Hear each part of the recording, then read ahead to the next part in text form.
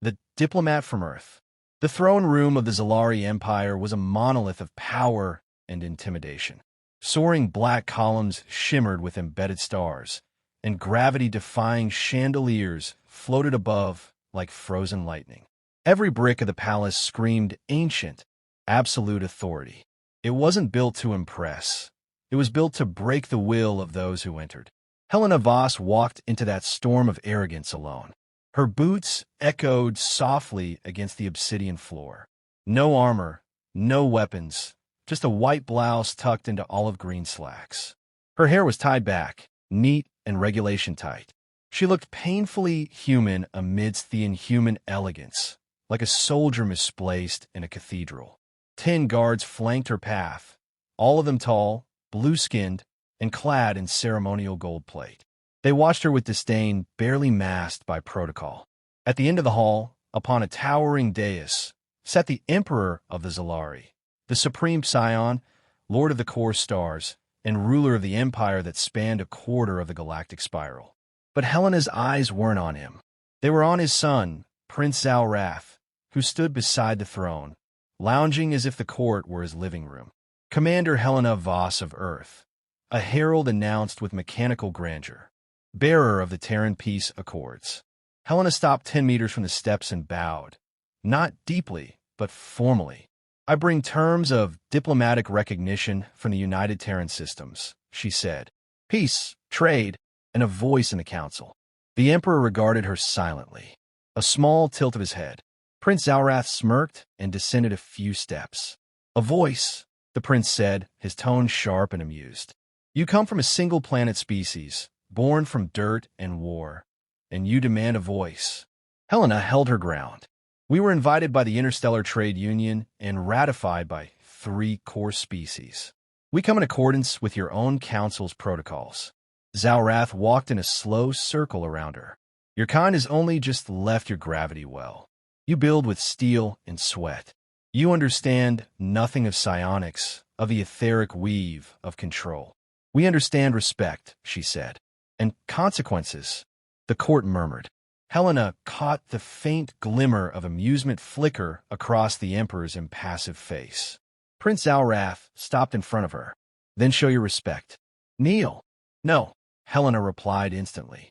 That single word silenced the room. The prince blinked, as if he hadn't heard right. "I said kneel, animal." "No," she repeated, louder this time. "I kneel only to my people, not to those who rule by birthright and brutality." The word struck like a slap. Without warning, Xelari's arm moved. A golden blur. His foot swung up in a powerful arc and caught her directly in the chest. Helena crashed to the ground with a heavy grunt, breath stolen from her lungs. Pain surged through her ribs. Gasps and laughter followed. The court chuckled, delighted at the prince's display of dominance. The guards didn't move. The Emperor still watched in silence, fingers steepled. Helena coughed, blood filling her mouth. But she didn't scream, didn't cry. She pushed herself upright on her knees, glaring up at the throne. Xelari circled her again, laughing. "Know your place, human." She didn't answer him. Her eyes stayed locked on the Emperor. And then she said it. 6 words, calm and cold. "You should have made him stop." The Emperor's expression didn't change, but his eyes narrowed slightly. The guard stepped forward to remove her, but Helena didn't resist. She stood slowly, spine straight despite the searing pain in her chest. As they dragged her away, she looked back at the throne one last time. Something in her expression had shifted. The helplessness was gone. What remained wasn't fear. It wasn't anger either. It was a promise. Back in her assigned diplomatic quarters, an elegant cage buried deep within the palace, Helena was left alone. The guard said nothing. The door locked behind them with a hiss. She stood in silence for a long moment. Then, slowly, she knelt and pulled back the edge of the carpet, revealing a hidden compartment beneath the floor. Inside, a sleek black case coded to her DNA. She pressed her palm against it. It unlocked with a low hum. Helena stared down at the contents. Her diplomatic role had failed. Protocol had been violated. A Terran representative had been assaulted by a royal heir in full public view. Earth's response had already been written long ago. Protocol 0, a directive reserved for one condition. If a human diplomat was harmed by an imperial power, retaliation would be immediate, personal, and absolute. Helena looked at the small neural node embedded in the case's lid. It pulsed green, waiting. She took a breath, lifted it, and pressed it to her temple. The implant activated. Her pupils shrank. Her muscles tensed. A dozen classified subroutines unspooled in her brain, unlocking memory partitions sealed for this exact moment. Diplomat Voss faded. What remained was Agent Voss, Terran Black Ops. Former Orion Shadow Division. Survival rating, 98%. Elimination rating, 100%. She reached into the case and began to arm herself. Earth tried peace, she whispered. Now they'll learn fear. Protocol 0. The palace walls were alive, pulsing softly with energy from ancient psionic circuits, woven into the very stone. Every inch of the Xelari architecture was designed for intimidation, surveillance, and control. But none of it had been designed with her in mind. Helena Voss stood before the mirrored panel in her quarters. Her civilian blouse and slacks were gone. In their place, she wore a sleek, matte black bodysuit, a prototype from the Terran Orion Division, adaptive to light and heat. Her ribs ached from the prince's kick, but she ignored it. Pain was data. Pain kept her alert. On the table behind her, weapons lay neatly arrayed. A silenced rail pistol with a recoil suppressor. 2 plasma-edge combat knives. Micro-explosives coded to her biometric signal. And a curved neural disruptor, illegal in over 40 systems, perfect for psionic targets. She locked the final piece of her armor into place and activated her cloaking field. The mirror shimmered. Her reflection vanished. Time to work. First target. The surveillance hub 2 floors down. Helena exited through the air vent, not the door. Her cloaking field bent light perfectly, but sensors still picked up mass and motion. The duct was narrow, hot, and slick with condensation. She crawled silently, counting each meter in her head. 24. Turn left. 7 more. Grid point Bravo, 6. She emerged above a maintenance shaft and dropped silently behind 2 Xelari technicians. They didn't see the shadow behind them. Her knives moved like whispers. A pulse to the brainstem. Instant silent deaths. She disabled the surveillance loop with 3 commands. The palace's AI core was psionically linked to the Emperor, but the outer network was mechanical. Primitive. Earth had cracked it months ago. With the cameras now on a 30-second delay, Helena moved freely through the lower palace halls. Her mental HUD highlighted escape routes and power lines. Every corridor, every stairwell, every blind spot, memorized. Next, the Shield Master. Vorn Tal-X, the personal protector of the Emperor and his family. A telekinetic titan, whose psi field could crush a tank or stop a rail slug mid-flight. He was the linchpin of the royal family's defense grid, and her first real challenge. She found him in his meditation chamber, suspended mid-air in a swirl of golden light, unaware. Helena palmed a psi-nullifier grenade, Earth's answer to psionic warfare. It pulsed with anti-frequency waves designed to collapse psychic focus like a popped bubble. She tossed it in. The grenade emitted a sharp hum, then silence. Tal-X crashed to the floor, disoriented, and tried to rise. Helena was already on him. A pulse blade into the neck joint, deep twist, arterial puncture. He flailed once, then slumped. His death broke the local shield grid. The Emperor's private quarters, once impenetrable, now flickered with vulnerability. Helena pulled back into the shadows and sent a coded message to her orbital support beacon. Alpha status achieved. Commencing Phase 2. Meanwhile, inside the royal banquet chamber, Prince Zalrath toasted himself. The Terran screamed like a primate when I struck her. He laughed to a dozen nobles. It was adorable, watching her bleed and still pretend she mattered. The guests laughed. Wine spilled. Then silence. The power flickered. The music cut off. Lights dimmed. A noble choked mid-drink, eyes going wide. Blood poured from his nose. He collapsed face first onto the table, dead. A second noble staggered back, neural implant fried by an unseen signal. Screams erupted. Zalrath stood. What is happening? A voice echoed from the ceiling vents, calm, flat, and unmistakably human. This is for Earth's silence. Panic exploded in the hall. Helena descended from the ceiling like a phantom. Her cloak flickered off mid-air, revealing her just long enough to aim. Crack! The rail pistol punched a slug through a noble skull. Crack! Another down. Screams turned to chaos. Xelari scrambled for the exit, his ornate cape snagging on a chair. He turned and met her eyes. The last thing he saw was the Terran woman he thought he'd humiliated, now cloaked in shadow and vengeance. Crack! He fell. Helena didn't pause. She swept through the hall, eliminating every remaining target with ruthless efficiency. There were no innocents here, just architects of subjugation, mockery, and death. She paused only to retrieve Xelari's royal insignia, a gold medallion worn only by those in line to the throne. She placed it gently on the floor, then stomped it under her boot. Back in the upper tower, the Emperor stirred in his throne. He felt it, something tearing through the bond he shared with his family. A disturbance in the psychic web of his bloodline. He stood, finally realizing the truth. The human hadn't come alone. She'd come prepared. And now, she was coming for him. 1 hour to extinction. Emperor Xelari stood alone in the highest spire of the palace, the weight of 1,000 generations pressing down on him. The psionic bonds that once connected him to his bloodline, sons, daughters, advisors, protectors, had snapped one by one like dry branches underfoot. His throne room, once pulsing with ancestral energy, was eerily silent.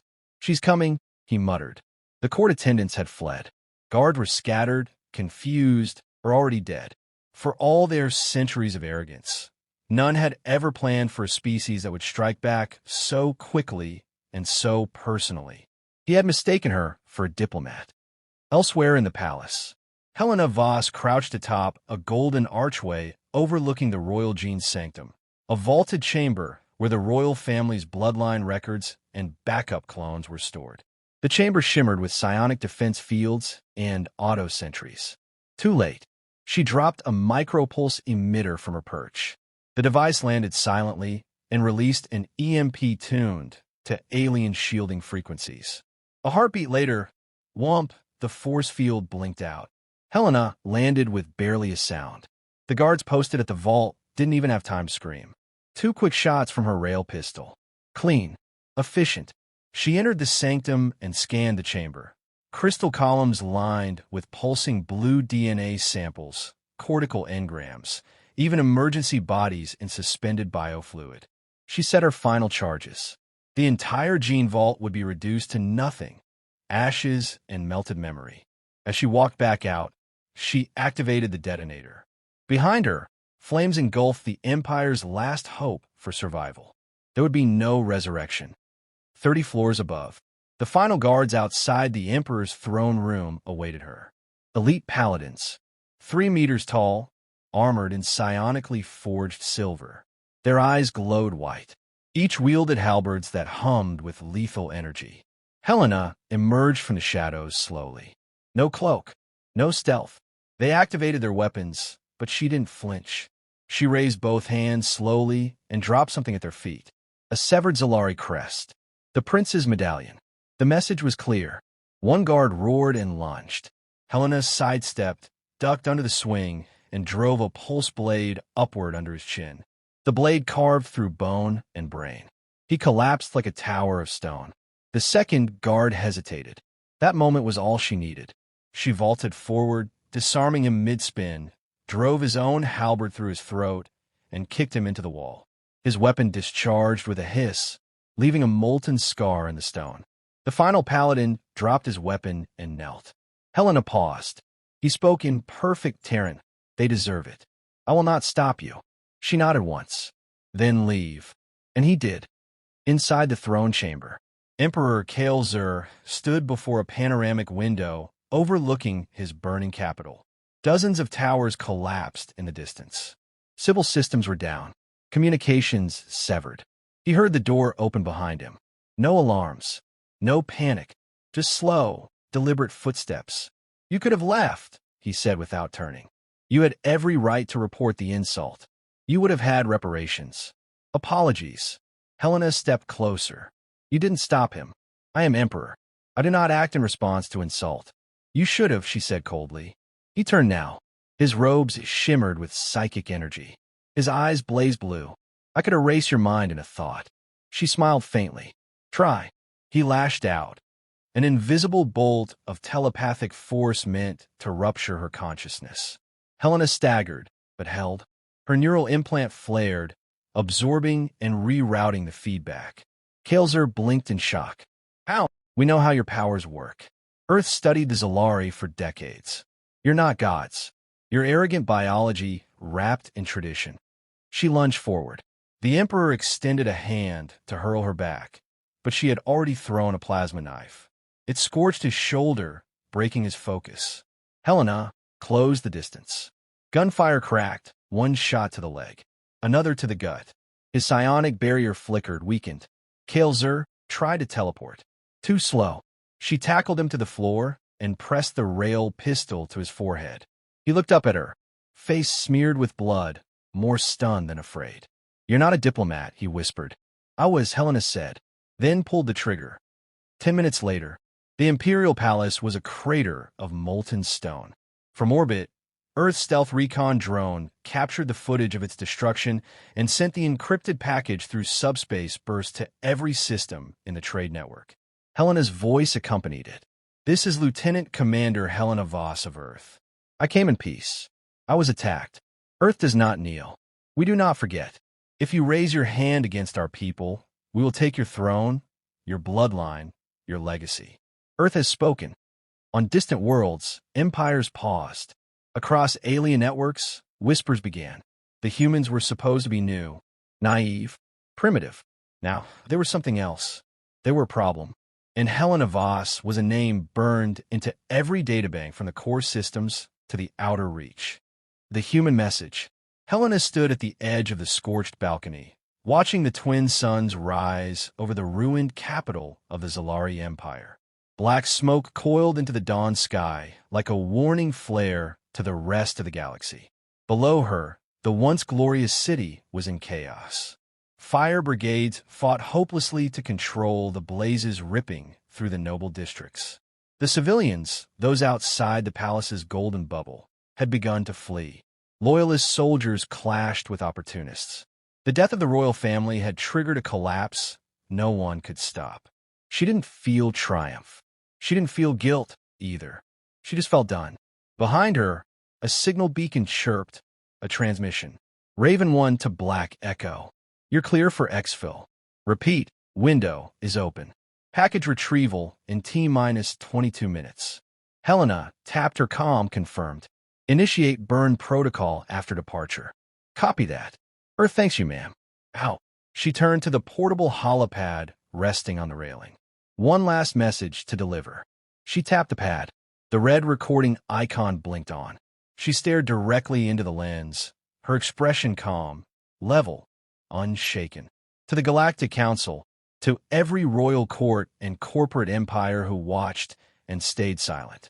I was sent here as a diplomat. I offered peace, trade, understanding. The Xelari prince assaulted me. His court laughed. The emperor watched. Earth will not let its envoys be beaten like animals. The royal family is gone. Their bloodline erased. Their future ash. We are not monsters. But if you strike us, we do not forgive. Earth does not kneel. Earth does not forget. Earth responds. You have been warned. She ended the message and uplinked it directly into the trade union secure diplomatic network. Within seconds, it began auto-disseminating across the galaxy, through council chambers, royal archives, mercenary fleets, and rebel enclaves. In a Scarvi confederacy, a warlord reviewed the footage and immediately canceled plans to hijack a Terran freighter route. In the mercantile chambers of the Eleron banking families, insurance premiums for Terran ships tripled overnight. In the silent moon of Velthera, where ancient AI watched the stars for patterns of uprising, Helena's profile was elevated to priority alpha. Engage only with extreme caution. And in the Galactic Council itself, an emergency session was called. Words like unprecedented, deterrent, and reclassification echoed through the chamber. But it was too late to undo what had been done. The message had been sent, clearly, permanently. Helena walked through the broken halls of the palace one last time. The air still smelled of scorched metal and vaporized stone. She passed shattered statues of long-dead kings, walls lined with collapsed banners of Xelari dominance. All gone. She entered the diplomatic suite they had assigned her when she first arrived, a gilded prison with velvet cushions and a ceiling mural showing Xelari supremacy over lesser species. She picked up her Terran crest from the table, brushed the dust off, then turned to the full-length mirror. Her reflection was a patchwork of bruises, grime, and ash. One eye nearly swollen shut, her lips split, ribs still cracked from Zalratha's kick. But she stood tall, and she smiled, not with joy, but with quiet satisfaction. They had tried to humiliate her. They had tried to remind her she was small.